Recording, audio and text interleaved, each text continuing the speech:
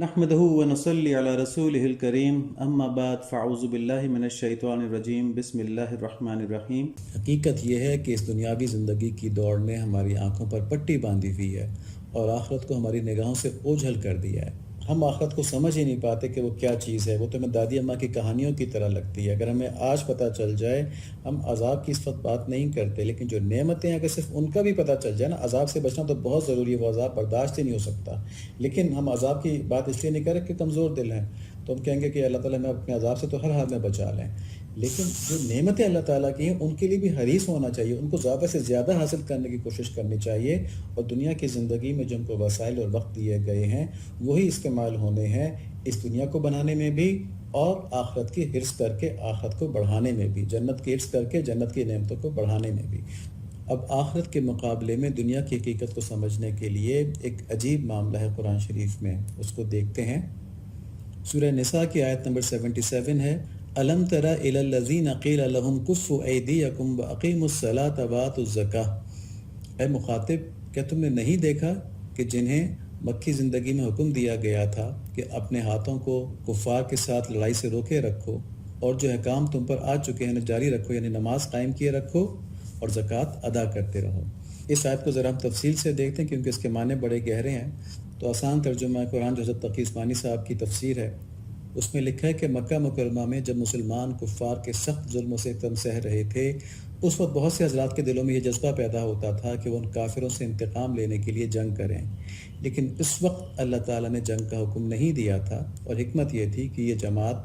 صبر اور ضبط کی بھٹی سے گزر کر اعلیٰ اخلاق سے آراستہ ہو، اور پھر جب جہاد کریں گے تو وہ محض ذاتی انتقام کے جذبے سے نہیں ہوگا بلکہ اللہ تعالیٰ کی رضا کی خاطر ہوگا۔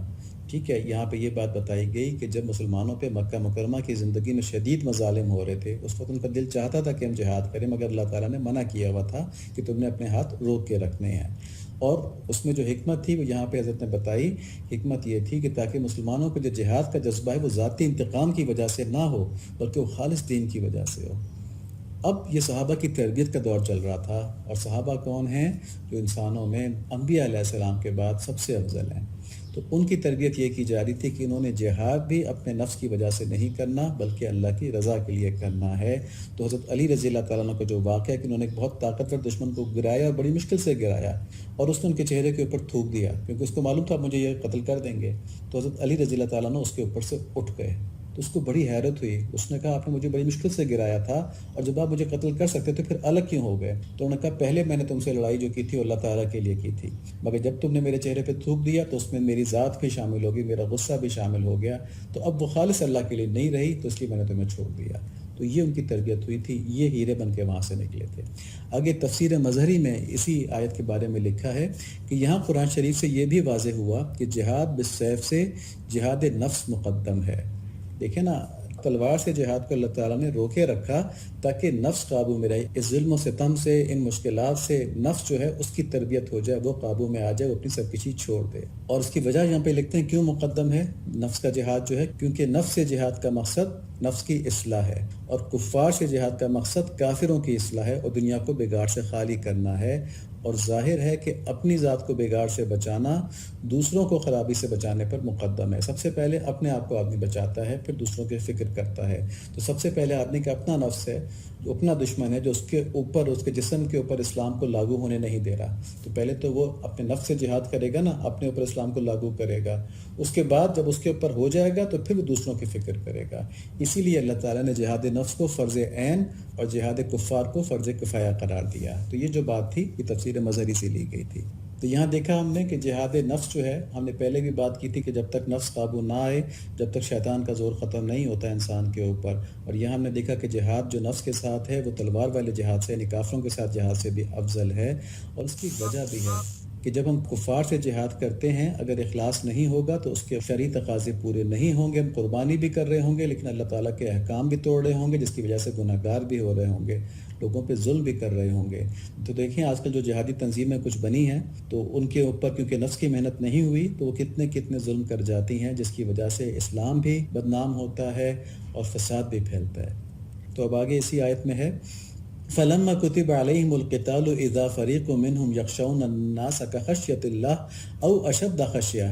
وقالوا ربنا لما كتبت علينا القتال لولا أخرتنا إلى أجل قريب قل متاع الدنيا قلیل والآخرة خیر لمن اتقى ولا تظلمون فتیلا۔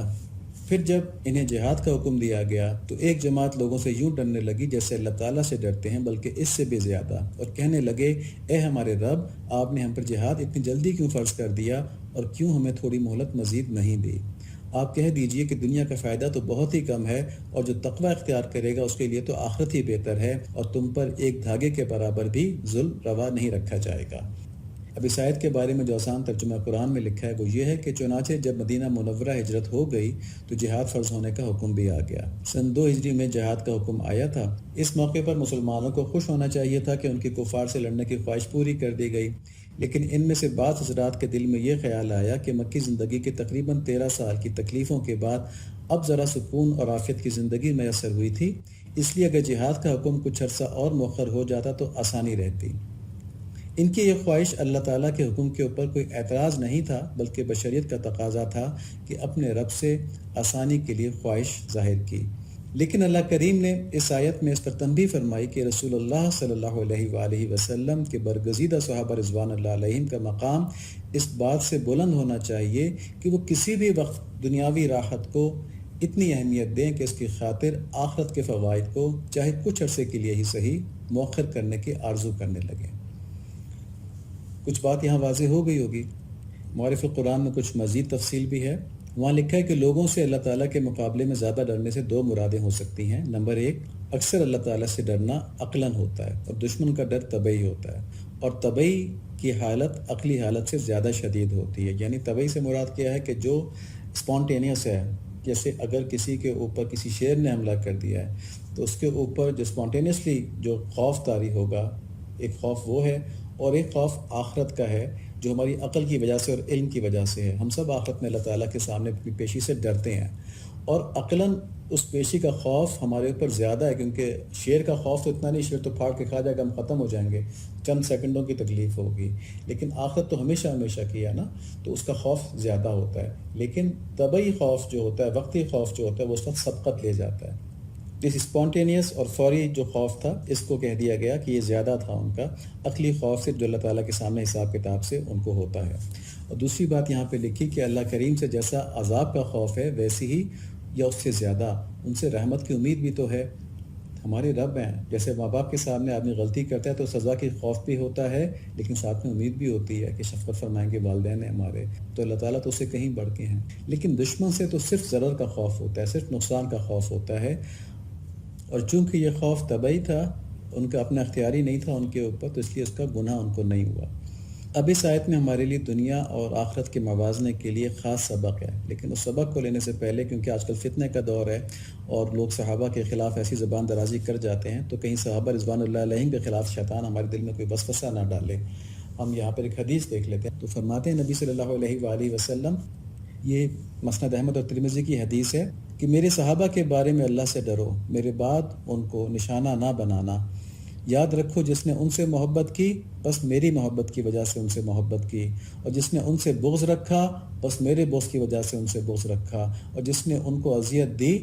بس اس نے مجھے اذیت دی، اور جس نے مجھے اذیت دی اس نے اللہ کو اذیت دی، اور جس نے اللہ کو اذیت دی بس قریب ہے کہ اس کو گرفت کر لے۔ تو یہاں پہ ہمیں واضح ہو گیا کہ صحابہ کے بارے میں کوئی بات بھی نہیں کرنی چاہیے، اور شیطان یہیں پہ حملہ کرتا ہے، کیونکہ صحابہ ہمارے دین کے محافظ تھے، ان کے ذریعے پھر دین اگلی نسلوں کو منتقل ہوا، تو شیطان یہاں پہ جب ان کے اوپر شک میں ڈالے گا نا تو پورا دین کا نظام درہم برہم ہو جائے گا۔ تو جب ہم نے یہ بات کلیئر کر لی تو اب ایک اور بات سمجھ لیں کہ یہ وہ دور ہے جہاں صحابہ کی تربیت ہو رہی ہے۔ جہاد 2 ہجری میں فرض ہوا تھا، یعنی ہجرت کے دوسرے سال میں، اور یہ مسلمانوں کی دینی زندگی کے ایک نئے دور میں ان کی تربیت ہو رہی تھی کہ آزادی کے ماحول پر دین پر کس طرح چلنا ہے۔ مکہ مکرمہ میں تو دین کے اوپر پابندیاں تھیں نا، عمل کرنے کی آزادی نہیں تھی،